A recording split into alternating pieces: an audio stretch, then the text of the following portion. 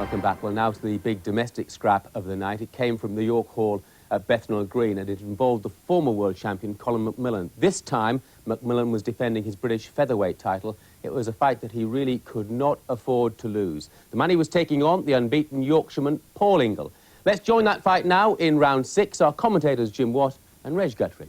Round 6. Need I tell you what a cracking championship it's turned out to be. Sporting war there by the man in the army camouflage colours. But now, there's Jim's scorecard there. And it's got Ingle just a shade in front. British referees like the half-point system and not the point system that most boxing followers are used to in world championships. Because as they say, if a man hasn't won it really big around, a half point's enough. If he has won it big, they can give a full point.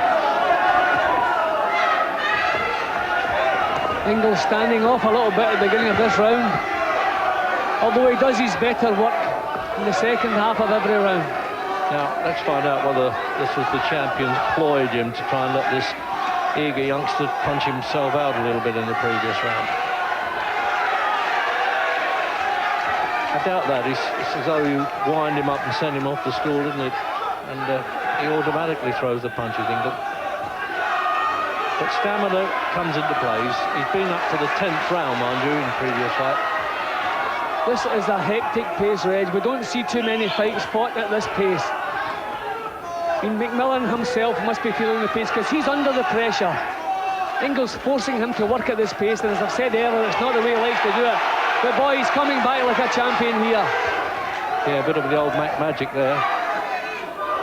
Ingle standing off a little bit too much in this round. You might be surprised that McMillan's come out so sprightly, Jim, after that. Well, we're into the second minute. This is when you expect Ingle really to put the pedal down. A big deep breath here from Colin McMillan. He is feeling the pace here. McMillan not getting his head out of the way quick enough. It's a blood on Ingle, Jim. Is that coming from the head? What a battle. This is a tremendous battle. Full credit to McMillan. He's come back and shown the qualities of a champion.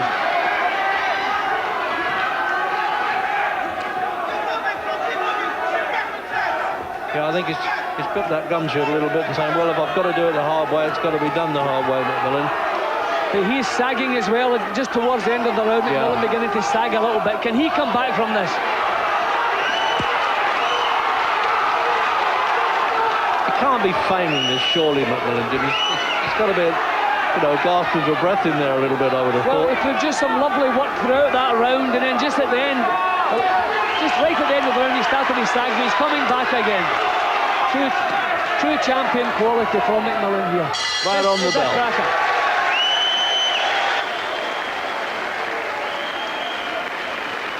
Let's have a look at this one, Jim.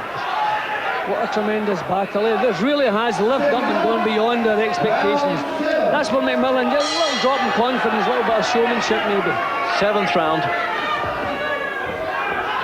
And, well, use the words featherweight as though they're going to hit each other with feather dusters, don't you? It certainly belies that description, doesn't it? In a 9-stone division, but we've certainly had some great ones at this weight, haven't we, over the years?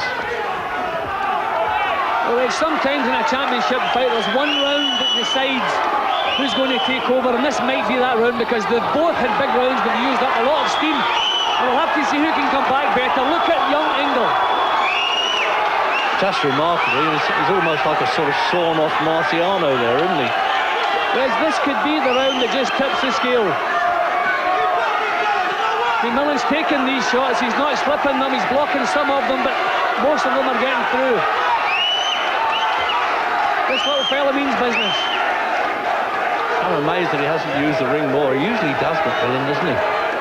He's tried that, Reg, and it didn't work. This little fella wouldn't give him breathing space.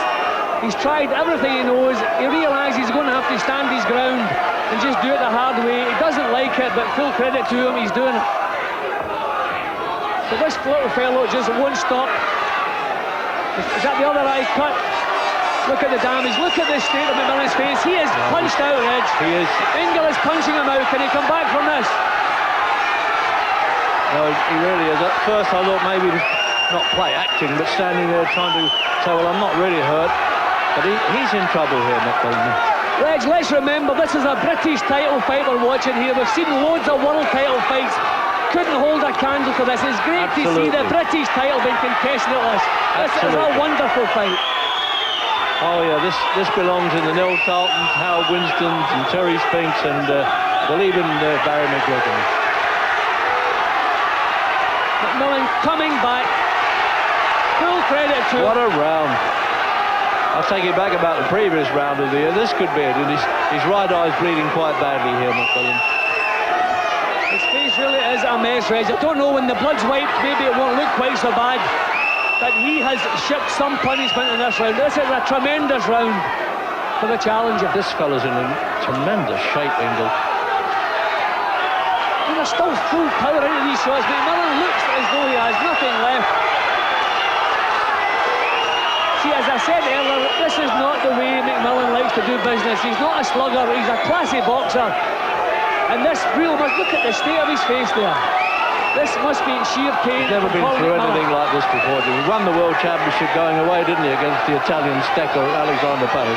Yep, let Colin McMillan box his own fight, and he's one of the best in the business, but this is not what he does best, and he has no choice tonight. Well, now it's what they can do with McMillan in this corner, where they can get him patched up and really, you know, bring him back into the fight now. He's got to dig deep. And Howard Rainey's using the coagulants as quickly as he can. But it's difficult to think if he could get through this now, McMillan. We've seen fighters come through these cuts before.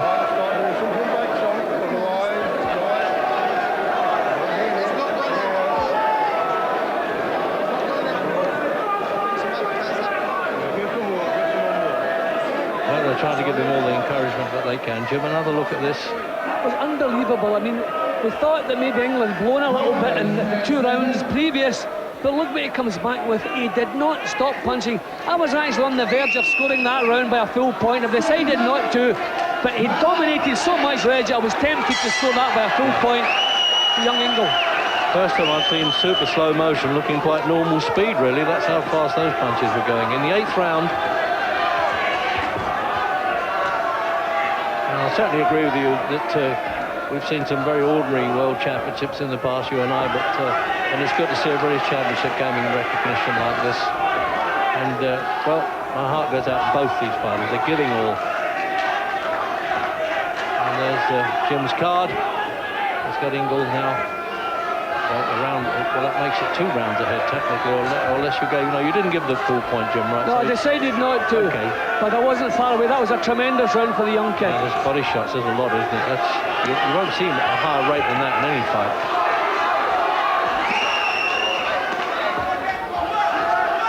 We reckoned this was going to be a good fight at the edge, but we never dreamed it would be like this. I can't believe McMillan's legs have betrayed him at 30 years of age already, and he hasn't been that active in recent times. That Reggie's been forced to do what he doesn't like doing, and when you're the one, you can fight at a pace if you're the one exerting the pace, but it's always been Ingle who's been dictating the pace. He's been on top, he's been really controlling the action. McMillan's coming back wonderfully well, full credit, but this is not what he's good at. Just trying to nick a breather there, wasn't he, Ingle? And McMillan spotted that, came back, and the crowd rose right away. But normal service resumed now. There it goes. We'll find it hard to... He stopped it on the floor, and quite rightly, the referee. This ring is going to be invaded like a carnival here, and I hope that the fellas will get off on my shoulders while we're talking. He fell through the ropes. He looked distressed, and referee John Coyle quite rightly said, that's enough, and pulled him there, and he's going to sit on the canvas for a while. They won't just haul him off the canvas. And this new champion with Steve Pollard, who trains him, also a professional boxer, raising what the lad that came in as the underdog, the slight underdog, mind you, but it just shows you that if you've got the heart, the experience, and the experience doesn't matter, as long as you've got the grit and the ability, and it's turned out that it's done that. And in many ways, Jim, I'd be surprised really if we see McMillan in the ring again. No, I can never see Colin. As I say, that's not the way he likes doing business. If you're in the fight game long enough, sooner or later you're going to need power in your punches, and that happened tonight, and McMillan simply didn't have that power. He had the accuracy, he had all the moves, but nothing that he did impressed this little fellow Ingle. He just come right through everything, and I look at the finish, he just punched the fight right out of Colin McMillan. Well, I said it's like being in the first stage now. I always goes out to a loser like that. Jim was taking punishment, but it was a tremendous performance by the lad. Well, it'll be small consolation to Colin McMillan, but he's gone to everybody's heart. That was a wonderful performance. When things started to go against him, he grit his teeth and he fired back like a true champion. It's only a great pity it's not World Championship money that these kids have been paid tonight. That was a wonderful fight. Here's a replay. It's just becoming before the finish there, when McMillan opened up on Ingle, and then Ingle decided he's got to come back because he knew the man was bang in trouble, and this is where he proved it, Jim. There's the finish. Well, that's what happens when the man's taking your best and he's coming back with better, then there's no place else to go but the floor. And McMillan did not quit, by the way. The job was finished. He took everything and more, and just simply had nothing left but his courage. And full credit to referee Coyle, Reg. You couldn't have picked a better time. No. Look at this, McMillan, the way he's gone down, he has collapsed. He was so exhausted there, wasn't he? That's not a knockdown, that's a total collapse of a fighter who has given everything. There you go, trying to fight back, trying to cover up instinctively with absolutely nothing left but his pride and his courage. And he'll take both of those out of the ring tonight, Reg. Full credit to the guy. Covered from a fourth angle indeed, Jim. Certainly McMillan won't want to watch this when he eventually gets home. Where does this little fella get his energy, Reg? Oh, unbelievable. I'd like to see this guy in the gymnasium. Paul Ingle, the greatest night of your life. Definitely, like 9 years ago, it was just a dream. Tonight was, I had to put it onto the board, and no respect to Colin, excellent boxer, pushed me all the way. There was no way I was travelling 100 miles a day and staying in at Christmas to lose this. That was absolutely breathtaking. Talk us through the fight. You know, my trainer, we worked on punch rate in training, and you know, we've been talking like 100 punches around, and I think 100 punches was that key tonight.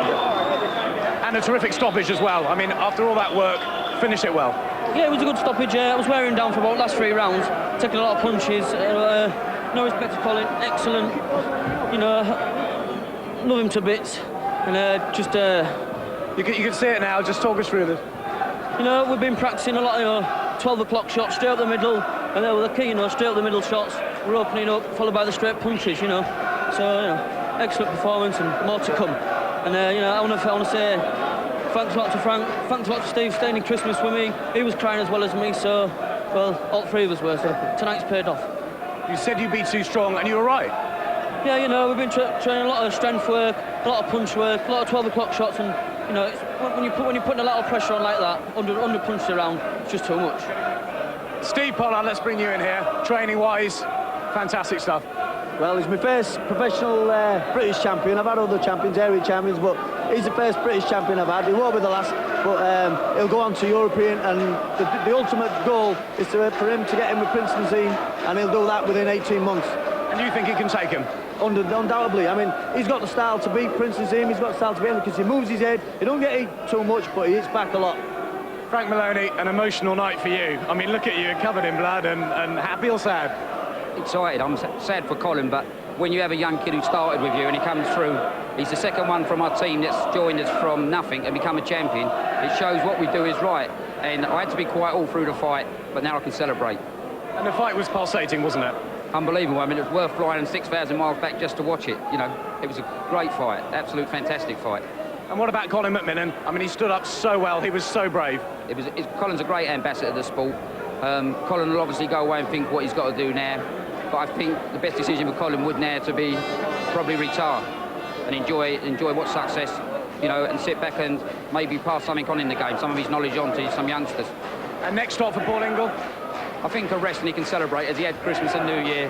And then when I come back after the Lewis fight, we'll sit there and then we'll discuss the way. But his first defence is definitely going to be at Hull Ice Ring because the atmosphere there will be electrifying. A new champion then, and afterwards Colin McMillan hinting that that may very well be the end of the road as far as he's concerned. Gary Jacobs, Were you surprised that Paul Ingle was able to do such a demolition job on Colin McMillan? No, he was completely positive. He was completely confident in his own ability and what he was going to do. He was going to go out and take the title, and that's what he had to do. He was a challenger. He had to go. Colin McMillan, he probably knows off it that Colin McMillan cannot really hurt him with any shots that he's going to throw at him. He's going to try and outbox him, move around, and he just went out. He stood in front of McMillan and done what he done best. He went and took the fight to him, and he just tore it away from him. It was a spectacular fight, and the end product is that we have a new British champion after 15 fights, Paul Ingle.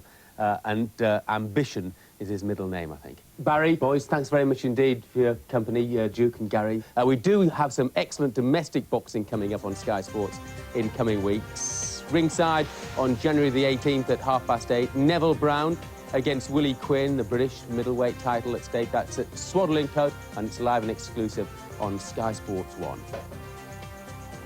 And then on Tuesday, January the 21st, 8 o'clock, live and exclusive on Sky Sports 1, Joe Calzaghe, his Sky Sports debut against Jose Antonio Bayon, 10-round super middleweight contest coming to you live from Bristol.